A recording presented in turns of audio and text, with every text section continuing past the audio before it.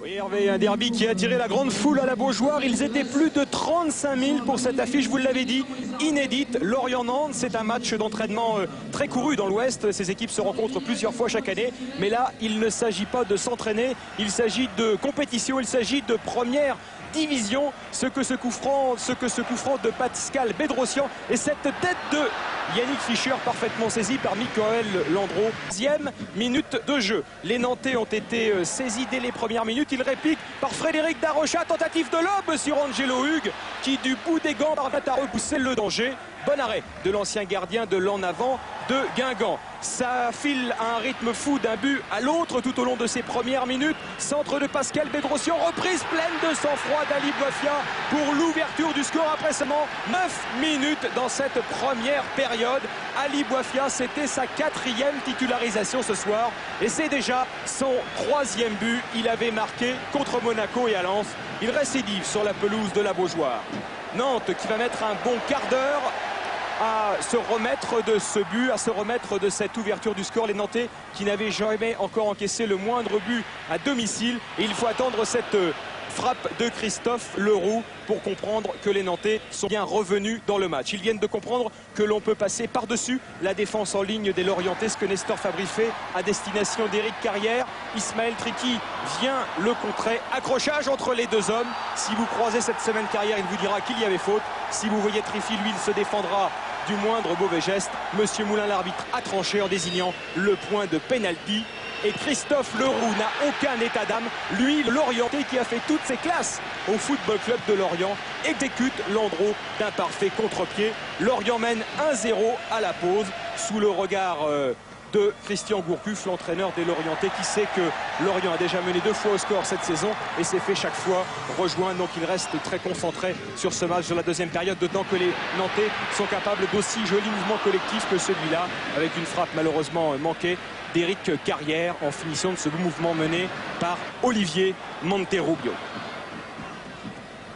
Les Lorientais qui sont plus dominés qu'en première période mais qui procèdent en contre avec beaucoup d'habileté. Pascal Camadini pour Stéphane Pedron. La frappe de Pedron à Ali Bouafia et seul le but est grand ouvert. Et Mickaël Landreau revient saisir une frappe que Ali Bouafia sait ne pas avoir assez appuyée. La frappe de Pedron, soucieux de briller dans une ville qu'il connaît bien puisqu'il a fait lui toutes ses classes en Loire-Atlantique à quelques kilomètres de Nantes, à Saint-Nazaire.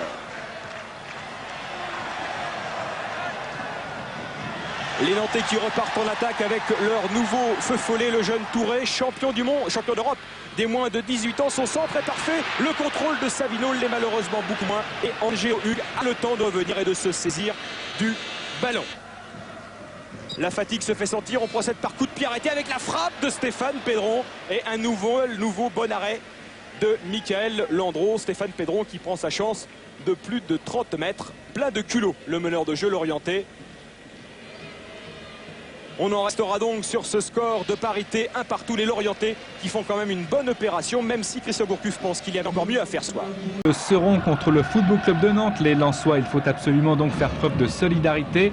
Mais les Nantais, cette jeune équipe nantaise, est virevoltante avec ici Darocha qui centre, Chanley qui frappe et de la main, et oui de la main, Eric Sicora a touché ce ballon. Monsieur Poula est contraint de siffler un penalty, mais également d'exclure dès les premières minutes de jeu Eric Sicora pour cette main volontaire. Carton rouge pour le défenseur de Lens. Regardez la frappe de Chanley et la main est indéniable. Monsieur Poula était donc bien obligé de siffler penalty que va transformer Christophe Leroux à Bollaert. Nantes mène aux surprises sur le score d'1-0. Daniel Leclerc toujours mécontent de ses hommes. Corner de Monterrubio, tout le monde est passé au travers. Qui a suivi, c'est le jeune Nicolas Gillet au deuxième poteau. Il marque là un but très important et Lens est mené sur sa pelouse sur le score de 2-0. Dalmat, Vladimir Smisser, un centre et une tête de Vérel qui réduit le score. Il bat le capitaine de l'équipe de France Espoir, Mickaël Landreau. Tony Vérel, l'homme de ce début de saison, est le sauveteur de Lens. Le centre est très appliqué, très précis. La tête de Vérel somptueuse. Et Lens revient dans la course 2-1. On ne le dirait pas, mais Daniel Leclerc va certainement mieux. Stéphane Dalmat. Au coup franc, la tête de Vérel, c'est en deuxième période et Lens égalise 2-2. C'est le rêve pour des Lensois qui, rappelons-le, sont à 10 contre 11. Tête plongeante de Tony Vérel. Michael Landreau est masqué et battu 2-2. Monterrubio à la limite du hors-jeu.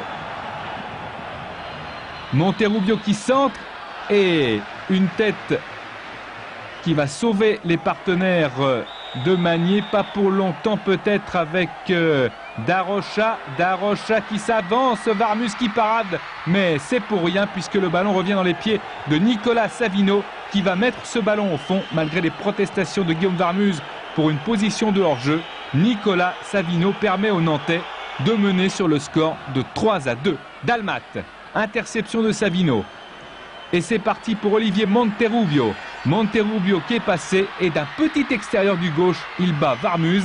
C'est la soirée noire pour les Lensois. Monterrubio permet à Nantes de s'imposer sur le score lourd de 4-2.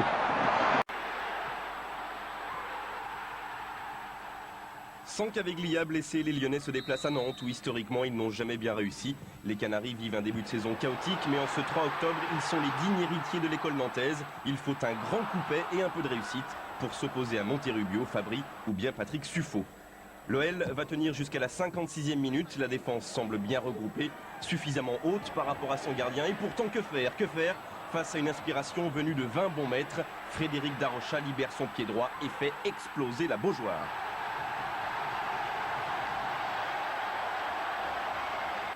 Jusqu'au bout, les Blancs croiront à l'égalisation, mais la fatigue accumulée en Coupe d'Europe pèse de plus en plus lourd.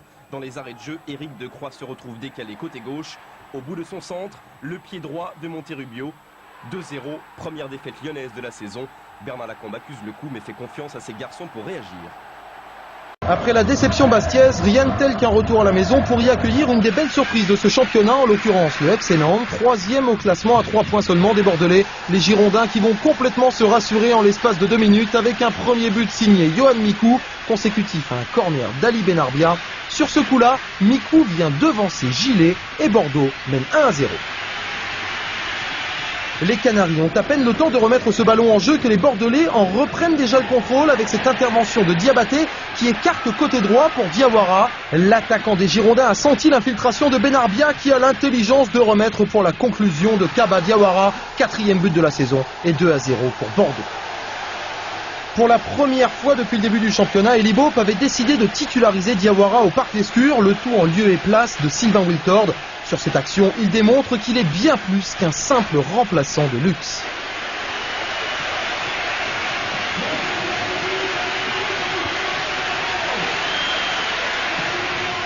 Inédit, voici Sylvain Wiltord sur le banc. L'attaquant bordelais n'a pas eu l'occasion d'augmenter son capital but. Mais en compensation, il a pu voir des mouvements superbes, comme cette action de Yohan Mikou qui fixe toute la défense nantaise avant de placer cette frappe du droit qui vient mourir sur le poteau. 2-0, Bordeaux continue son bonhomme de chemin à Lescure. Opposition de style entre Nantes et Paris, comme le soulignaient nos confrères de Ouest France ce matin. C'est le feu nantais contre la glace parisienne avec Jean-Marc Chanlet tout de suite vers ses avant-postes. Suffo progresse pour Sibierski qui en taclant gagne son duel, gagne le ballon. Un ballon qui va jusqu'à Monterrubio, frappe de Monterrubio et grande intervention de Bernard Lama. Sous une pluie battante et un vent tournoyant, match dans des conditions très très difficiles. Regardez le tacle de Sibierski gagnant. Antoine Sibierski pour son retour ici à la Beaujoire après sa blessure contractée contre Sochaux. Le beau tir de Monterrubio, meilleur buteur nantais avec 4 réalisations qui s'est heurté à la main. Charles Bietri, Arthur Georges encourage les joueurs tout comme Denis Troche. Landreau lui peut essayer de relancer mais cette fois c'est mal joué avec Janowski Okocha. Okocha qui centre ou plutôt qui tire mais c'est à côté de la cage de Michael Landreau. JJ Okocha. Pourtant, a de bons souvenirs ici, une victoire 3-2 avec le Nigeria sur l'Espagne, mais c'était en Coupe du Monde. Lachuer avec Marco Simone et Lachuer qui met la semelle involontairement sur Éric Decroix en taille sur le genou de Decroix. Regardez la semelle de Lachuer, c'est spectaculaire, mais Éric Decroix va mieux après le match, aucune blessure grave. Encore Olivier Monterrubio, le feu follet nantais. Monterrubio dans l'espace de réparation, Monterrubio qui va centrer, la frappe de Suffo et intervention décisive d'Alain Goma qui concède le corner, mais qui sauve surtout son équipe.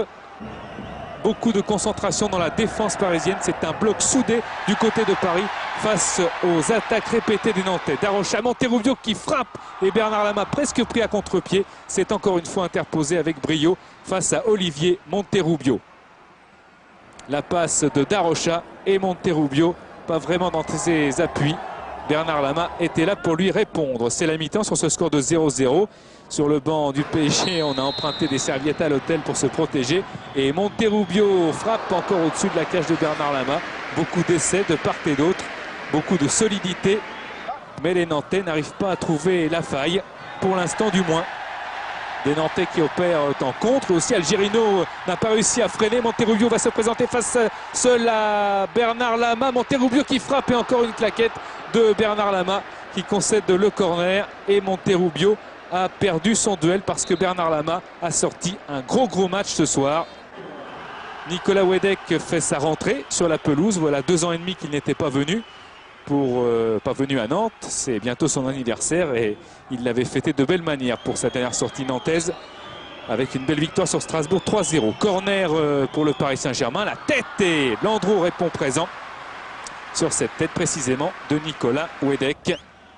Reynald Denouex encourage ses joueurs à jouer latéralement, à jouer dans la profondeur, à être percutants et ils le sont, les Nantais. Monterrubio, une belle frappe détournée par Lama du jeune Piocel, formé à Beauvais, ancien attaquant.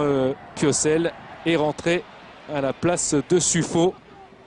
Récupération parisienne avec Jimmy Algerino qui lui aussi a fait un gros match dans le couloir gauche occupé par Monterrubio. Des Parisiens qui se trouvent avec Wedek, Simonet, Janowski qui frappe Michael Landreau et finalement aucun Parisien n'était là pour récupérer. Janowski fait signe à Simonet. Wedek associé, c'est assez rare que c'était bien joué, mais ça n'a pas été suffisant pour tromper Michael Landreau. Encore Nantes. Et un coup de sifflet de Monsieur Harel. Francis Liasser reçoit un carton rouge, 2 cartons jaunes pour cette faute sur Christophe Leroux qui sortira. Les deux équipes vont évoluer à 10 contre 10 parce que Leroux est blessé et Reynald Denouex a effectué tous ces changements. Liasser, c'est le 4e carton rouge pour le Paris Saint-Germain depuis le début du championnat après Algerino, Carotti et Ducrot. Corner pour les Parisiens avec Okocha. Confusion dans la surface de réparation, ça va profiter. Non, finalement c'est Samuel Olembe qui a sauvé sur sa ligne. 0-0. On en restera là après cette frappe de Rabé Sandratana, la réaction d'Arthur Georges. Bien fait, donc parfois on a eu quelques occasions. Enfin, quand je regarde un petit match, on ne peut pas dire qu'on est satisfait, mais c'est dans ce moment un bon résultat. 3e saison consécutive 0-0 ici à la Beaujoire. Michael Landreau n'a toujours pas été battu par un joueur parisien. Oui, c'est vrai que c'est un bon résultat pour le PSG d'Arthur Georges. Arthur Georges qui avait un programme difficile, 2 déplacements à Lyon et à Nantes et qui repart avec 2 matchs nuls. Et le PSG de Georges qui retrouvera le Parc des Princes la semaine prochaine pour affronter Auxerre, alors que les Nantais seront jeudi soir en direct sur Canal en déplacement à...